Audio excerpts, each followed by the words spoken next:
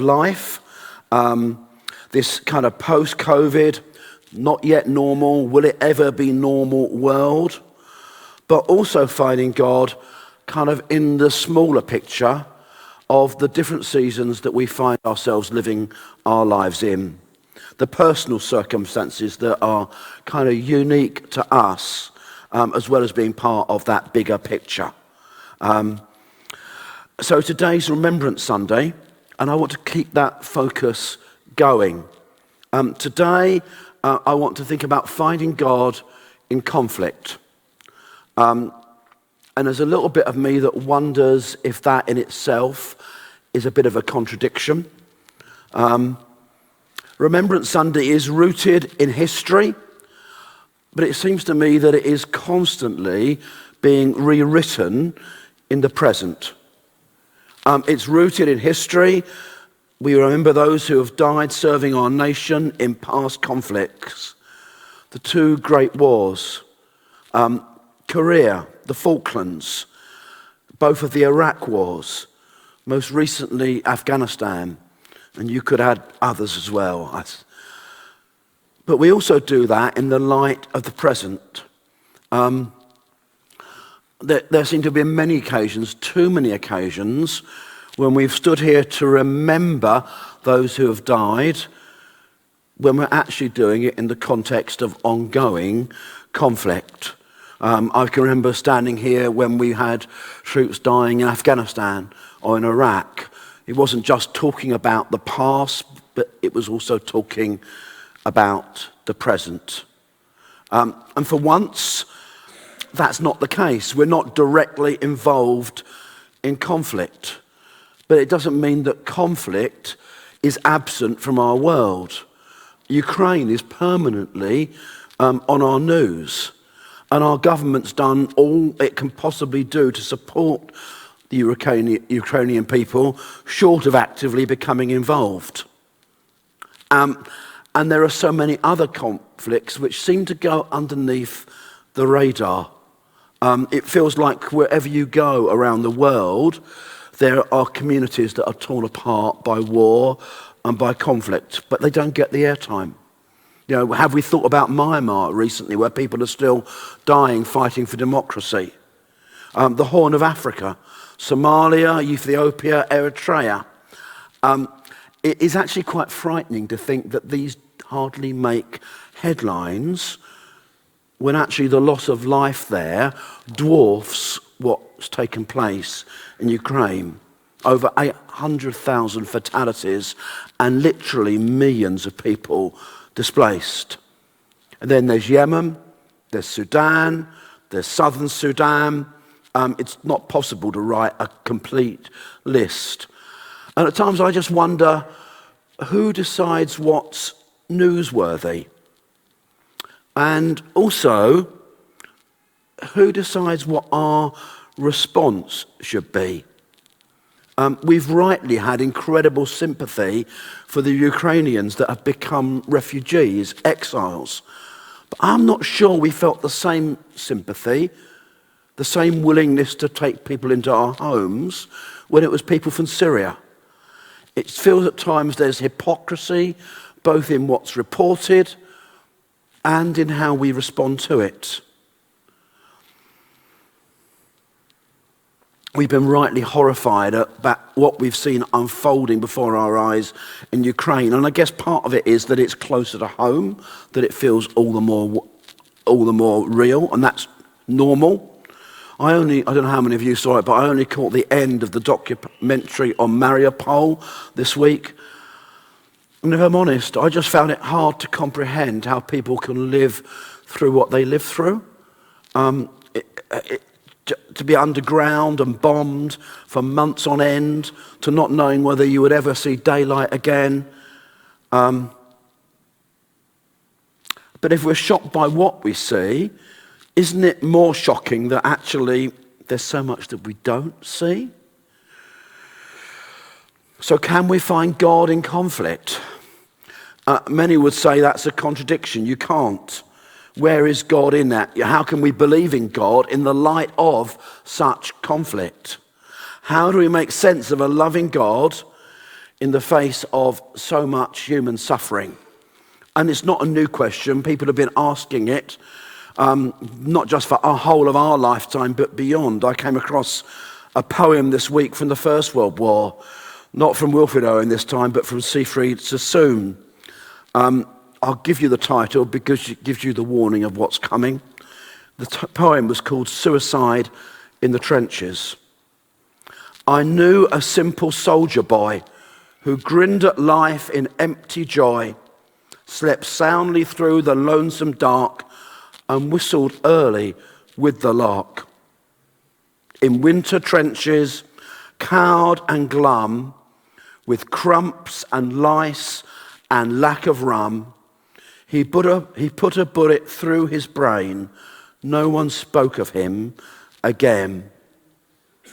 You smug-faced crowds with kindling eye who cheer when soldier lads march by, sneak home and pray you'll never know the hell where youth and laughter go. Many, like Sassoon, only saw hell where youth and laughter go. There's a lot of academic debate, if you haven't caught up on it, about the impact of the First World War on faith in Europe. It was definitely a tipping point in the numbers attending church, although I think people would say possibly that was happening before the war. But certainly part of the impact of the Great War was people that were there couldn't reconcile what they lived through, what they saw, what happened to their comrades with any sort of belief in a loving God. So where is God in conflict? Where is God in such suffering? Our reading reminds us, greater love have no man than this, to lay down one's life for one's friend. It's probably the reading most associated with this day of the year. It's associated with those who have paid the price for our nation's security and safety, have given their lives for us. And I'm sure it brings huge comfort to those that mourn a husband or a brother or a son who paid the ultimate price. Actually, a daughter now in these days when war is open to all, sadly. There are no easy answers why one dies and another lives. There are also no easy answers to how humanity doesn't seem to learn the lessons of history, doesn't respond to the horrors of the past, how people can do these things to each other, and at times, even in the name of patriotism, or even worse, in the name of God. One of the things I just struggle so much about with Ukraine at the moment is that it is two Orthodox Christian people who are fighting each other in that way. And it's not the first time. You know, in the First World War, it was the great Protestant countries of Britain and Germany that fought. Same in the Second World War. What's awful is when it's perpetrated to be in the name of God. So how do we make sense of this? There are two things I think we can hold on to, even if they don't necessarily give us nice, neat and tidy answers when we're confronted by these issues. And the first is actually about the nature of God, and I think the second is about the nature of the human heart. To return to that verse, whilst it might bring comfort to those who mourn, it speaks of something even more profound than human sacrifice in conflict. It speaks of God's heart and God's nature, of where God is in this conflict, in every conflict. Because in speaking these words, Jesus is describing his own death. Ultimately, he would fulfill the words he's spoken just the next day when he died on the cross. He would lay down his life for humanity. He would be on the wrong end of the military might of Rome and all that it could throw at him in terms of degradation, pain and suffering, and ultimately death. He would be on the wrong end of human nature, of people that can do things to each other and somehow live through it. So where is God? It seems to me God enters in.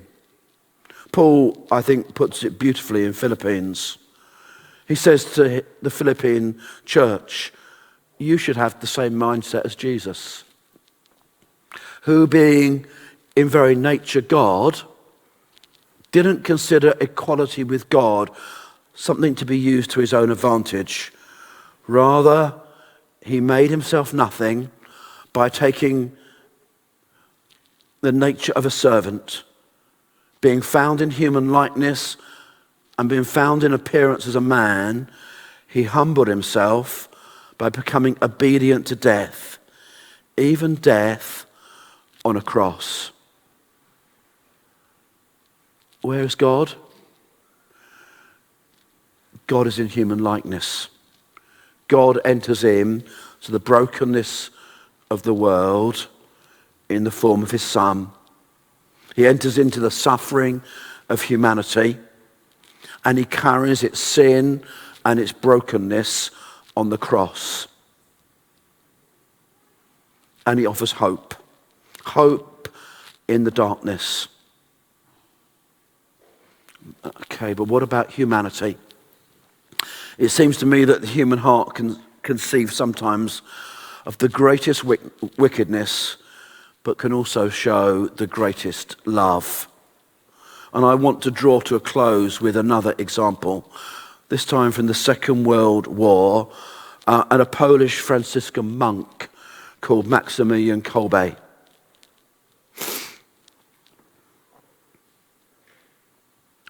When the Germans invaded Poland, Kolbe and his fellow Franciscans spoke out against their occupation. They published pamphlets and they became kind of a source of opposition to the new kind of German occupiers. They didn't just use words, but they used actions. They hid and they shielded over 3,000 Polish refugees and Jewish people. Not surprisingly, you couldn't do that indefinitely. Eventually, he was arrested and he was sent to Auschwitz, where he was put to work in a work camp. Because he was a priest or a monk, he seemed to be singled out for more mistreatment and was often beaten. We began, and we've had this question running through what I've been saying, that question of where is God in conflict? And here I find an answer in a letter from Kolbe to his mother. He writes from Auschwitz, "Dear Mama, at the end of May, I was transferred to the camp at Auschwitz. Everything is well in my regard. Be tranquil about me and about my health, because the good God is everywhere and provides for everything with love. It will be well that you do not write to me until you have received other news from me, because I do not know how long I will stay here. Cordial greetings and kisses. Affectionately, Raymond." He became Maximilian when he became a monk. Just what incredible love for his mother, spoken out of so much suffering. Utterly remarkable. And yet it's not just words. While he was there, a prisoner escaped from Auschwitz, and as was often the case, there was retribution for that escape. The deputy commander ordered 10 men to be starved to death in an underground bunker as an example and as a warning for others not to try and escape. And so 10 men were gathered up randomly and chosen. And one of those who was chosen cried out for mercy because of not being able to be there in the future for his family. My wife, my children, and he begged to be not put in the bunker. Colby was not chosen, but he offered to take his place. And somehow, because they're not known for kindness, are they? But the commandant allowed him to swap places with the man with the family. And Colby joined the other 9 in the bunker. And through his presence there, and perhaps, dare I say it, God's presence there, that bunker became not just a place of death, but a place of prayer. Those condemned were heard singing and praying until they were too weak to continue. I can't pronounce his name. I'm really sorry. I'll give you the first name. I can get close to that, but I can't pronounce the name. Francis, and I can't pronounce the surname. The man whose place Colby took survived the war. And these are his words. I could only thank him with my eyes. I was stunned and could hardly grasp what was going on. The immensity of it. I, the condemned, am to live.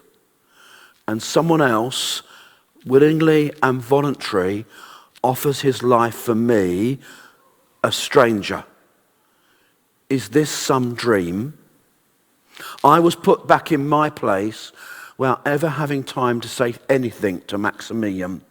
I was saved, and I owe to him the fact that I could tell you of all this.